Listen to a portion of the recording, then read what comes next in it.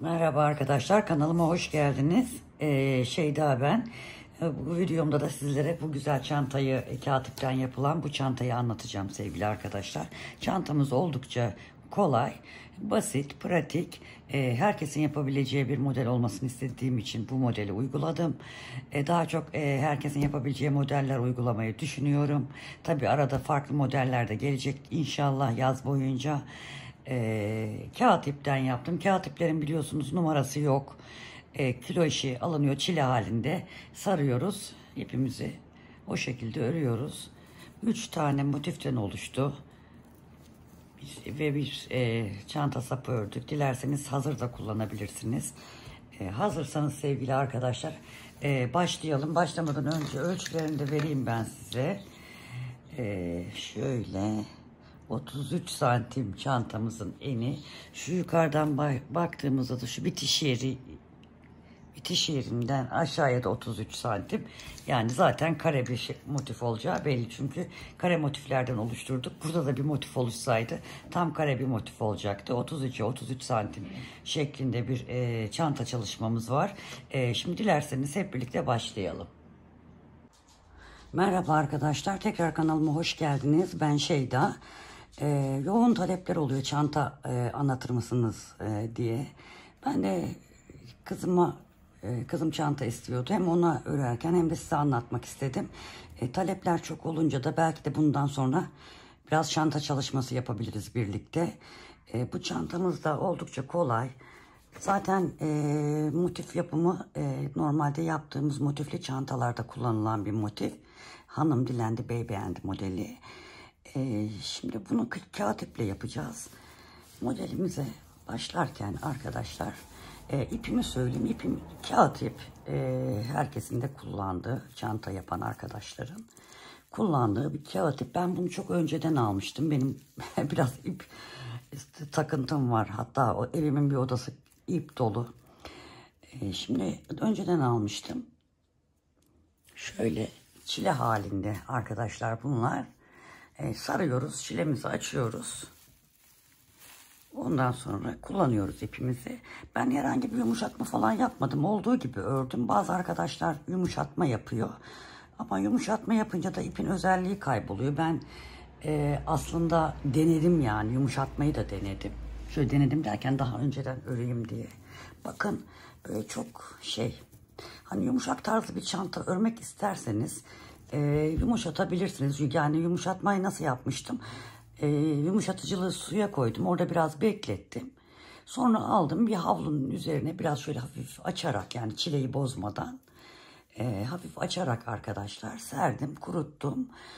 İpin şeyde şu, bakın, hatta ördüm, ben bunu da söktüm. Yani hoşuma gitmedi duruşu. Belki farklı çantalarda olabilir ama modelde olmuyor. Şimdi her modelde olmuyor yani. Şöyle, bu da yumuşatmadığımız ip. Şöyle yakından göstereyim. Farklı oluyor yani. İnceliyor ip. Sert formundan yumuşak forma geçiyor. Böyle biraz böyle oluyor. Bakın bu ne kadar sert. Ama bu böyle avucunuzun içine alın. Bunda bunu yapamazsınız. Ama dileyen arkadaşlar, yumuşak örmek isteyen, belki de bazı modeller yumuşak iple de örülebilir. Nasıl kağıt ip değil de normal koton iplerle örüyoruz ya arkadaşlar. O tür bir çanta örmek isterseniz gayet de yumuşatmak uygun olabilir. Şimdi tığ olarak ben ne kullandım?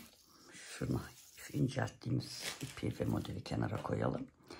Tığ olarak ben arkadaşlar 3 numara tığ kullandım.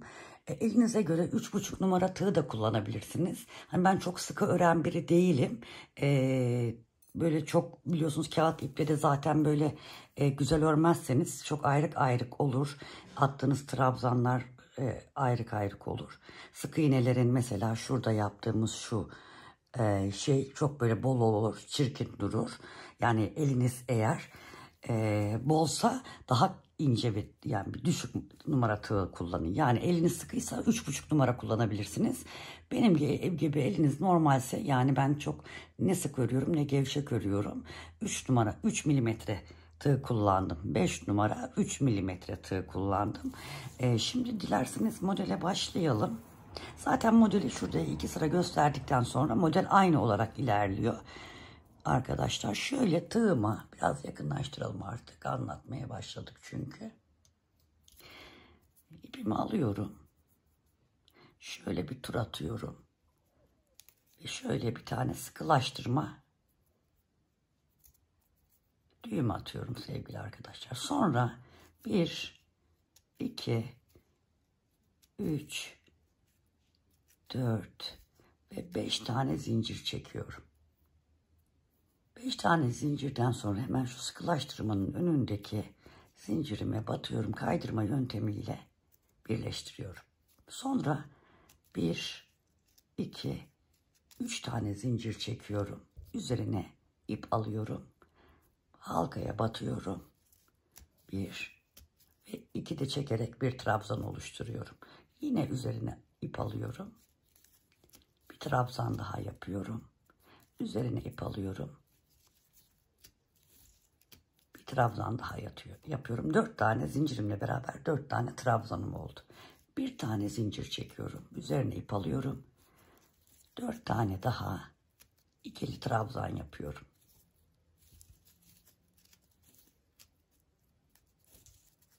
2, 3 ve 4 tane trabzanımı yaptım arkadaşlar.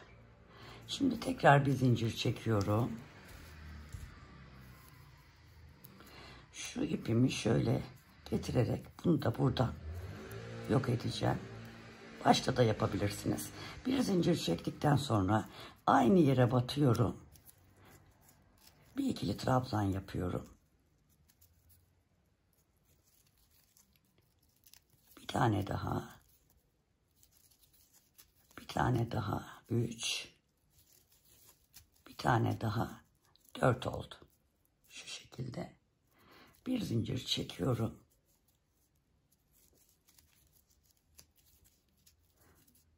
Bir, 2, 3 ve 4 trabzan daha yapıyorum. Bakın birinci sırayı tamamladık. Şimdi ne yapıyoruz sevgili arkadaşlar? Burada ben yine bir zincir çekiyorum. Çünkü 4 tane aralara 8 tane trabzan yapacağız. Bir zincir çekiyorum. Burası dar olmasın birleştirme yeri diye.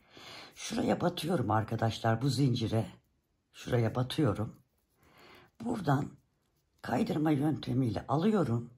Biraz gevşek tutarak şuraya şöyle bir bakın alan bırakıyorum. Şimdi eğer sıkılaştırsam, buraya batsam, şimdi göstereceğim yeri yapmakta zorlanırız. Burada 1, 2, 3. Bakın burada bir alan oluşturdum biraz gevşek alarak. Şimdi buraya 4 tane zincirle birlikte trabzan yaptım. Şu şekilde bu birleşince şöyle düzelecek. Şimdi hiç zincir çekmeden üzerine ipimi alıyorum. Bu tekrar bir zincir çektiğim buraya geliyorum. Ve burada 1, 2,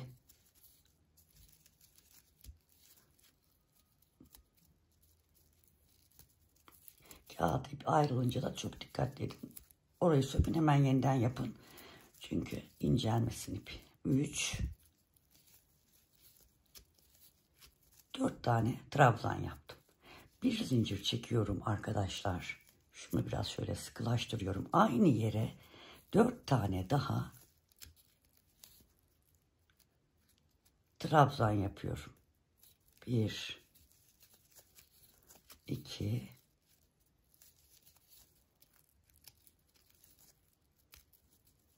3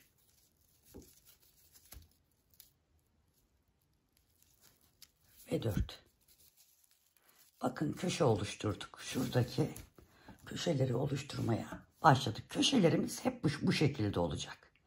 Ve aralarda Şu aralarda hiç zincir çekmeden diğer boşluğa geçeceğiz. Şimdi üzerine yine ipimi alıyorum. Hiç zincir çekmiyorum. Diğer boşluğa gidiyorum. Burada da 1, 2, 3 ve 4 tane trabzan yapıyorum. Arada bir zincir çekiyorum. Yine aynı yere. 1, 2, 3 ve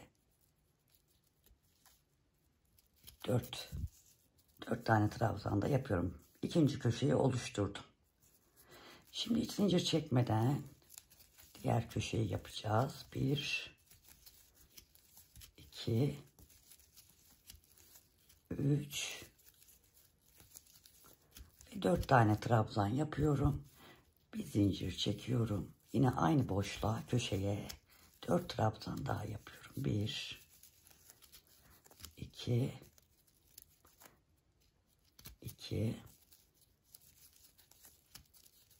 3 ve 4. Hiç zincir çekmiyorum. Üzerine ip alıyorum. Bakın burada demin başlangıçta köşenin yarısını yaptık. Şu halkaya. Çünkü halkalara, yani boş yerlere 4 tane trabzan yapıp bir zincir çekip 4 trabzan yapıyoruz ya. Burada halkanın yarısına 4 trabzanı zaten yapmış olduk başlarken. Şimdi buraya sadece sırayı tamamlayacağız ya. Sıra tamamlarken 1, 2, 3 ve 4 tane trabzanımı yapıyorum arkadaşlar. Bakın, bir tane zincir çekiyorum ve ilk demin gösterdiğim gibi şu zincire batıyorum. İpimin üzerine tığ alıyorum, çekiyorum. Şu şekilde biraz uzatarak, bakın şurada bir alan bırakıyorum buraya 4 tane trabzan daha yapmak için. 2, 3. Modelimiz hep bu şekilde ilerleyecek. Şimdi buraya yine yani daha doğrusu zincirle 2 oldu. 2,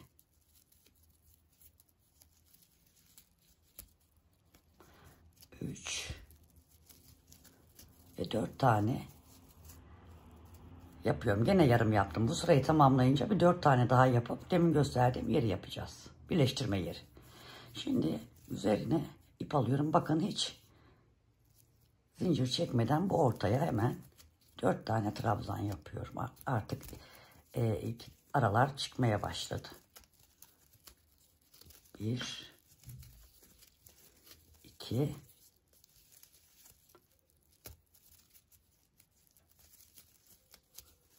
3 ve 4. Üzerine ip alıyorum. Hemen köşeye geliyorum. Köşeler hep aynı.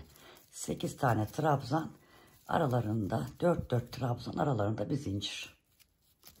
2, 3 ve 4. Bir zincir. Tekrar aynı yere 4 tane trabzan.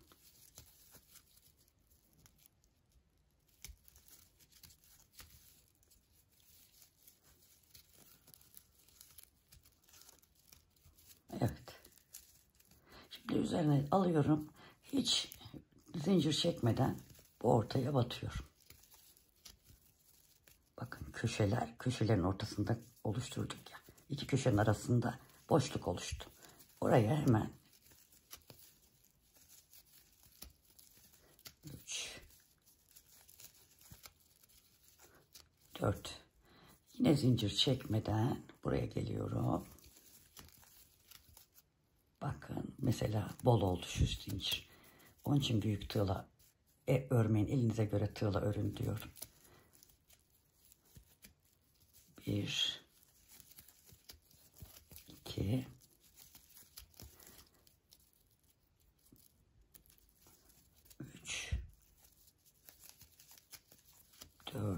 zincir köşelere 4 trabzan, bir zincir, 4 trabzan. İp ayrıldı. Düzeltelim. 1 2 3 pardon 4. Üzerine ip alıyorum. Boşluğa 4 trabzan. 1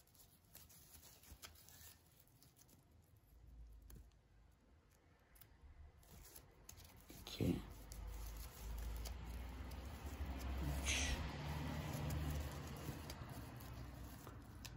ve 4 trabzan üzerine alıyorum. Yine köşeye geldim.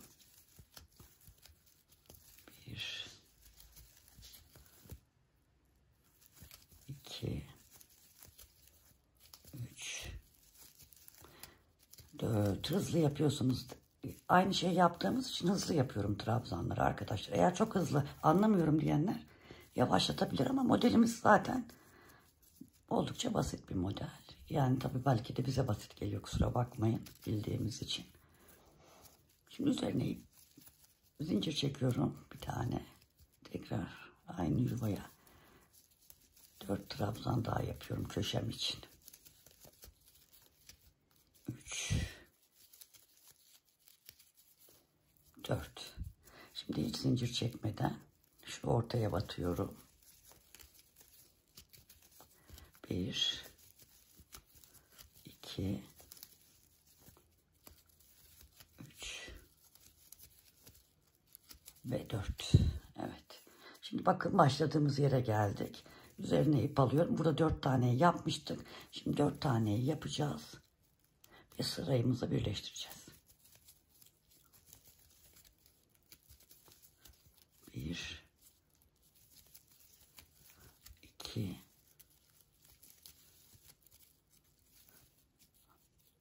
3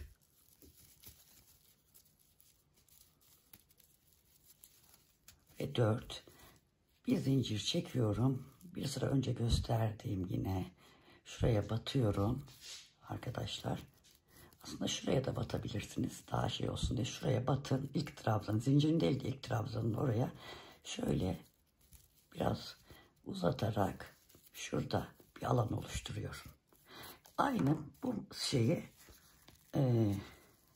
döne döne bu şekilde öreceğiz. Şimdi ne yapacağız? Şimdi köşemizin 4 tanesini yapacağız. Sonra bakın bu araya batacağız. Zincir çekmeden bu araya batıp 4 tane yapacağız. Köşemizi yapacağız. Köşeden sonra bu boşluğa 4, bu boşluğa 4 trabzan.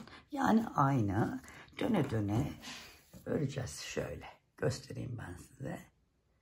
Biraz tutayım, anlarsınız. Farklı bir şey değil ama olsun. Belki yeni örgüye başlayan olan arkadaşlarımız olabilir. Takıldığınız yerde bana Instagram sayfamdan da sorabilirsiniz.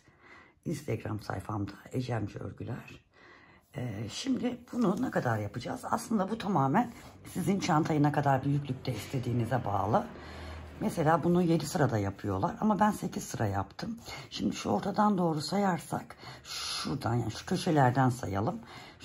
Şuradan sayalım. Şu ilk şeyimiz 1, 2, 3, 4, 5, 6, 7, 8 tane yaptım ben. 8 taneden sonra da sık iğne yerinde göstereceğim size 2 sıra sık iğne geçeceğiz. Motifimiz bu şekilde olacak. Şimdi şöyle bir bakalım. 25 santim. Yani bu daha ütülemedim. Bunlar bütün motifler bittikten sonra arkadaşlar motifimizi buradan arkadan rahatça ütüleyebiliriz buhar vererek. Yani güzel şekilde ütüleyeceğiz. Ondan sonra birleştirmeyi yapacağız. İlk önce ben bu motifi son sırasına geleyim. Şeyi de göstereyim. Birleştirmeyi de göstereceğim. Hem sık iğneyi göstereyim önce. Sonra birleştirmeyi göstereceğim.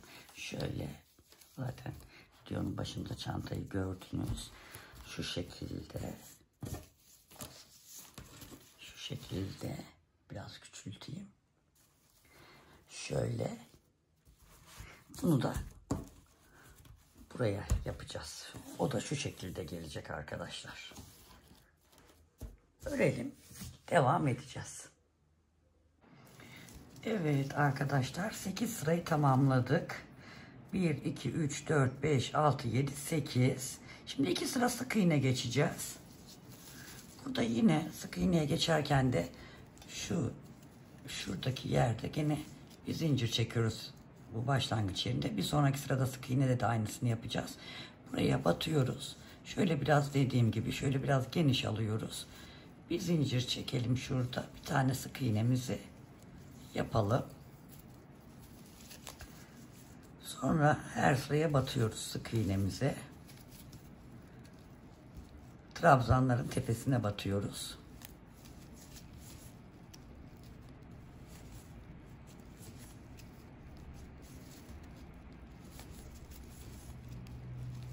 Şu aralara batmıyoruz çünkü zincirimiz orada yoktu biliyorsunuz. Direkt trabzanların üzerine devam ediyoruz.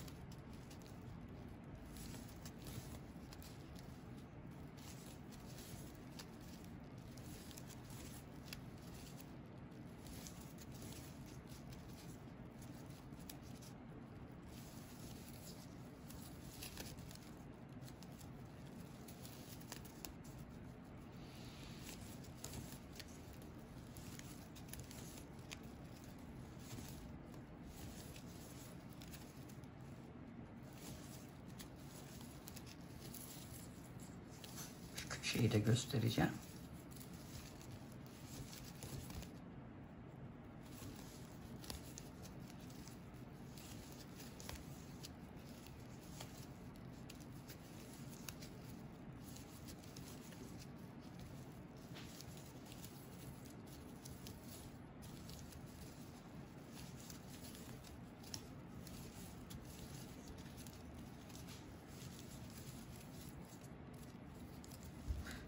Köşeye gelelim arkadaşlar.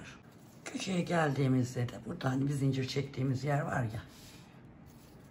Buraya bir tane sık iğne yapıyorum. Bir zincir çekiyorum. Tekrar bir sık iğne olarak devam ediyorum. Bir üst sırada da aynısını yapıyoruz. Bir tane zincir yerine yine aynısını yapacağız bir üst sırada da. Bu şekilde arkadaşlar 2 sıra sık iğnemizi yapalım. Aynı bunlarda olduğu gibi. Sonra arkasından sıcak ütüyle, buharlı ütüyle ütüleyelim. Sonra birleştireceğiz. Evet arkadaşlar, bitirdik. Ütülümüzü de yaptık. Şimdi çantamızı bu şekilde birleştireceğiz. Burası düz yüzü. İsterseniz iğneyle de şu ikinci sıralar var ya arkadaşlar, şu zincir kısımlarının ikinci sıralarından isterseniz iğneyle dikerek birleştirebilirsiniz. İsterseniz şimdi benim yapacağım gibi tığla da birleştirebilirsiniz. Şunu şuradan birleştireceğiz. Bir de buradan birleştireceğiz önce. Bunu da aynı şekilde yapacağız. Şimdi burada hemen şu bir zincir olan yerden bakın yine şu arka, dur biraz yaklaştırayım.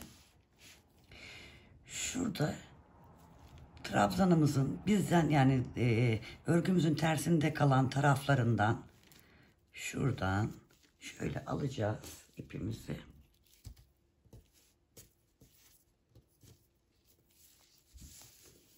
Zaten motif daha önce birleştirmişsinizdir muhtemelen. Şöyle tutacağız. Şuraya bir zincir atalım. Şimdi bir buradan bir karşı taraftan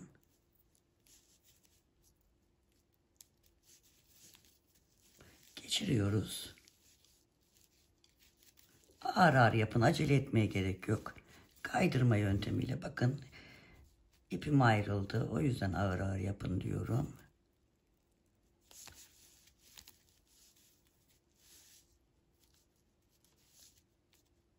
Şu ilk sıra olur, evet. Şimdi sıradakine bir buradan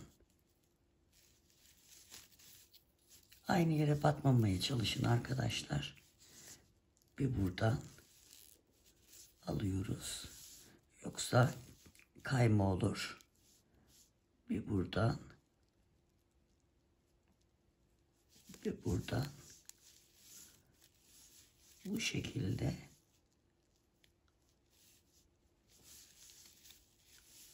kaydırma yöntemiyle şuraya bakalım. Böyle bakın. Birleştirelim.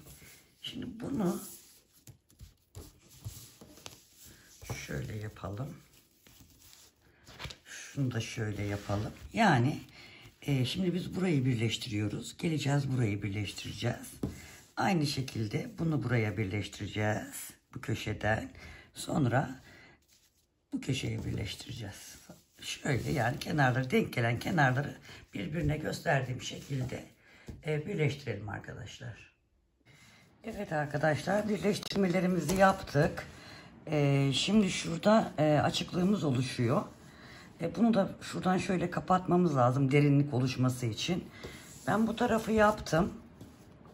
Şöyle. Burayı da birlikte yapacağız. Şimdi bunun için yaklaştırayım biraz. Şurada şu köşeden şuradan şuraya ikinci yere batıyoruz. Yani bir şey yukarıya batıyoruz. Bir trabzan boyu civarında yukarıya batıyoruz. Şuna bir tane düğüm atalım. Şuradan bağlıyoruz, geçiriyoruz arkadaşlar. Üzerine ip alalım.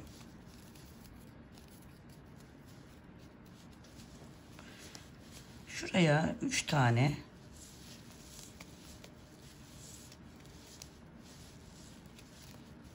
trabzan yapalım. Şu boşluğumuza. Şuraya batalım.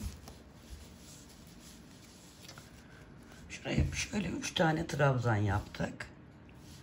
Bunu da yine şuradan ikinciye batalım şuraya. Şöyle sabitleyelim. Aslında dönerek de örebiliriz ama ben örgünün hep düz yüzü buraya gelsin istediğim için bunu bakın şuradan geçiriyorum. Şu ilmeğimizi geçiriyorum.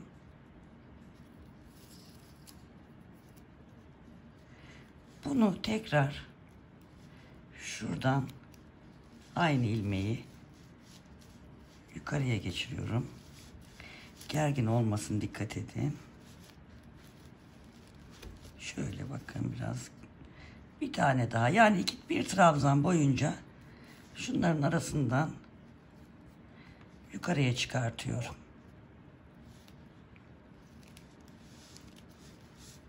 Onu yapmamın sebebi de burada ön yüzde düzgün olmasını istediğim için, yani ters örgü olmasın diye.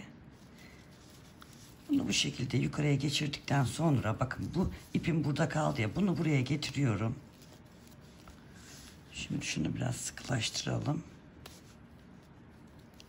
Şu ilmeğimizi biraz sıkıntı yapıyor ama güzel olması için bunu yapmamız gerekiyor. Bunu buradan geçirdim buraya.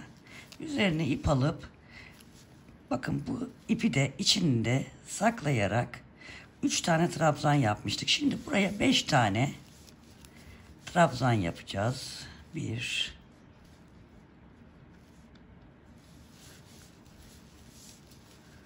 2 aynı yere batabiliriz. 3 şuraya 4 hemen şuraya batalım. 5 alta 3 yapmıştık. Buraya 5 yaptık. Yine bunu ikinci yere sabitliyorum. Bakın şöyle. Yani hep düz kısmı uyguluyoruz. Şimdi bunu biraz yine uzatıyorum. Şuraya göre şöyle yapıyorum. Bunu buradan geçiriyorum. Biraz daha çekeyim. Evet. Şuradaki bir tane yukarıya aldım. Şimdi bir tane daha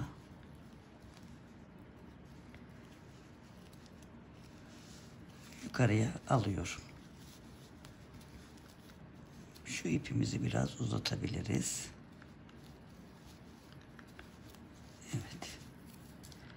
Şimdi bu ipi gene buraya getiriyorum. Buraya geldim. Şimdi 3, 5, buraya 7 tane yapacağım. Bunu gene arkada saklayacağım. Şurada biraz saklayamamışım ama astar yapan arkadaşlarınki astarla da kapatılabilir. Astar yaptığımız zaman zaten o astarın altında kalacak. Şimdi üzerine aldım. Şimdi şuraya 1, 2,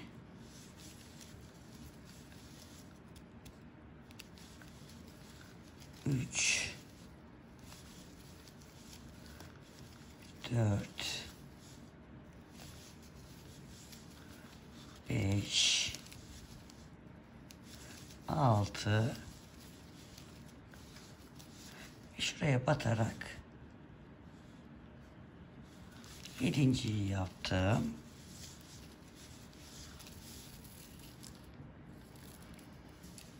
Yedinciyi yaptım. Yine buradan bir ikinciye attım. Yani bunun yüksekliğini ne kadar istiyorsanız siz o kadar, yani kapalı kısmını. Şimdi ben bir sıra daha yapacağım. Şimdi bunu gene uzattım sevgili arkadaşlar. Hemen şuraya bir tane, şuraya bir şey yaptım. Şimdi burada kenardan bir tane yukarıya çıkarttım. Bir tane daha çıkartacağım. Yani bir trabzan boyunca çıkartmış oluyorum. Önden örebilmek için. Evet. Şu gerginliğe de dikkat edelim. Şimdi yine bakın, bu ipi gene saklayacağız. Üzerine alacağız bunu buraya. Şimdi 7 yapmıştık. Buraya da 9 tane yapacağız. Hemen şuraya batıyoruz. 1,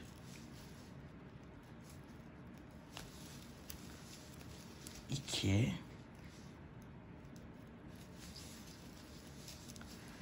3, 4, 5,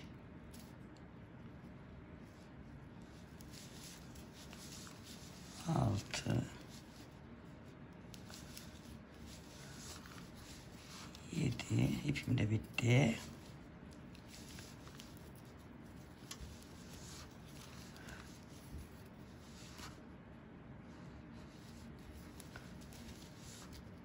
8, bir tane daha yapmam lazım. Bu ip yetecek mi bakalım.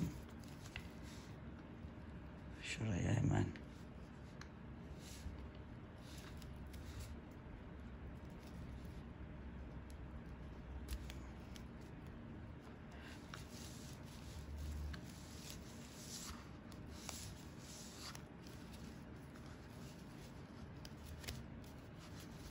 Şunu şöyle yapayım. Şuradan geçirmem lazım aslında. İpimle öremem diye şunu şuradan, ipim bittiği için şunu şuradan geçireyim arkadaşlar. Arkada sabitleyeceğim onu ben. Evet, bakın gördüğünüz gibi bu şekilde hep düzden ördük. Yani hani şey de yapabilirdik. Bu 3 tane örüp buraya bağlıyoruz ya. Buradan arkasını çevirip buraya gelebilirdik. Sonra buradan buraya, buradan buraya, ama ben hep yani bu çantamızı hep ön yüzü ya burası. O şeyi olmasın diye bu şekilde ördüm.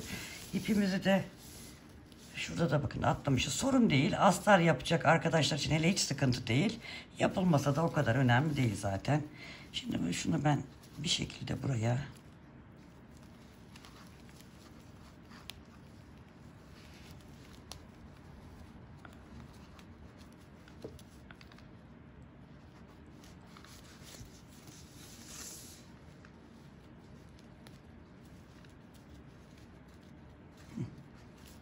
bir daha sıkılaştıracağım ben onu. Şöyle gördüğünüz gibi bakın, her iki tarafı da aynı. Çok güzel oldu. Şimdi sapını yapacağız. Burası bana Biraz daha yapmak istiyorum derseniz ne yaptık? 3, 5, 7, 9 bir sıra daha giderseniz 11 tane yaparsınız arkadaşlar. Şu açıklığı kapatmış olduk yani. Şimdi ne yaptık? Çantamızın derinliğini çoğaltmış olduk. Şimdi askı anlatacağım. Astar yapmak isteyenler astar yapabilir. Ben bunu kızıma örüyorum. Soracağım astar istiyor mu istemiyor mu diye. İstemiyorsa bu şekilde askısını yapıp vereceğim. İstiyorsa da astar yapacağım. Şimdi askısını da geçelim, onu da anlatacağım size. Şimdi sapa geçelim arkadaşlar. Şöyle biraz bırakalım çünkü dikiş yapacağız. Şöyle kilit zincirimizi atalım. Ondan sonra çok sık olmayan 2, 3, 4, 5, 6, 7 tane hatta 8 tane zincirimizi çekelim. Üzerine dolayalım. 1, 2, 3. Dördüncüye batalım.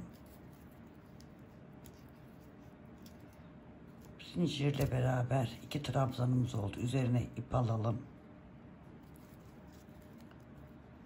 Kalınlığı siz istediğiniz şekilde yapabilirsiniz. 3 oldu.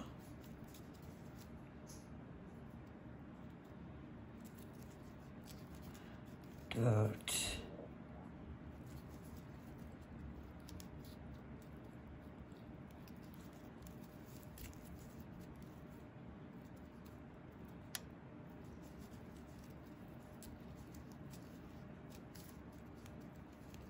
5 oldu. Şöyle bu biraz sanki bana ince gibi geldi. 6 tane yapalım. Şöyle 6 tane zincirle beraber trabzan yaptım. 1, 2, 3 zincir çekiyorum, dönüyorum. Şu dibine değil, şuraya batıyorum. 2, 3, 4, 5 ve şu zincire batıyorum. İlk çektiğim zincire 6 tane oldu. Yine 3 zincirle 1, 2, 3 zincirle dönüyorum. Şu dibine değil, yanındakine.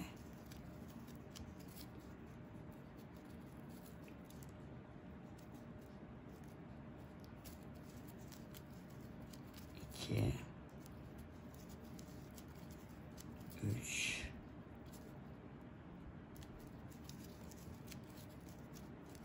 4, şu 5 ve zincire batıyorum. 6. Bu şekilde arkadaşlar istediğimiz uzunluğa gelene kadar sapımızı örelim. Sonra şuralara şöyle dikeceğiz. Şöyle şuradan dikişimizi yapacağız arkadaşlar. Evet arkadaşlar, çantamızın sapını da ördük. Santim olarak tabii herkes kendi istediği uzunlukta örsün. Şöyle bakıyorum hemen. Biraz uzun yaptım ben. 60 santim falan. Daha kısa da yapabilirsiniz. Zevkinize kalmış. Şu yaptığımız yere çıt çıt yapabilirsiniz. Daha farklı olsun isterseniz, yani böyle kullandığınızda ağzının açılmasını istemiyorsanız çıt çıt yapabilirsiniz. Dediğim gibi çanta sapını biraz daha kısa yapabilirsiniz. Hazır çanta saplarından kullanabilirsiniz. Astar yapabilirsiniz. Bu tamamen artık bundan sonrası sizin tamamen kişisel zevklerinize kalmış. Ben bunu astar yapmayı düşünmüyorum. Daha doğrusu kızıma ördüğüm için kızım istemedi. Çantanın sapını normalden biraz daha fazla uzun istedi. Çok kısa istemedi. Kendisi burada olmadığı için gene ben göz kararı yaptım. Eğer uzun derse dikişlerinden sökeceğim. Çantanın sapını da şuraya arkadaşlar böyle ördüğümüz kısım arkaya gelecek şekilde koydum. Buradan şu şekilde iğneyi bir oradan bir buradan bir oradan bir buradan şekilde diktim. Arkaya çevirdim. Sonra tekrar buradan bir sıkılaştırma yaptım. Evet, çantamız böylece bitmiş oldu arkadaşlar. Yapacak arkadaşlara kolay gelsin diyorum. Bir sonraki videoda görüşmek üzere. Sevgiyle kalın, hoşça kalın ve abone olmayı unutmayın. Görüşmek üzere.